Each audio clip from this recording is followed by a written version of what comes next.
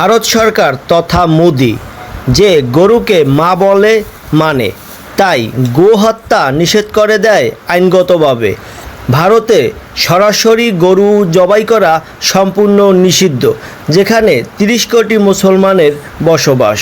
প্রতি বছর ভারতের হাজারো হাজার লক্ষ গরু কোরবানির জন্য বাংলাদেশে পাচার করা হয় এবং গরু থেকে বিশাল অঙ্কের একটা টাকা তারা ইনকাম করে থাকে।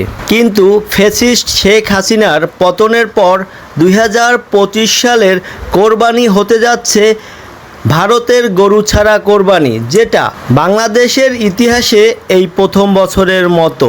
এর জন্য যারা বাংলাদেশের গরুর খামারি, তারা গরুর সঠিক ন্যায্য মূল্য পাবে এবং পাচ্ছে। ভারতের গরু নিয়ে তারা বিপাকে আছে।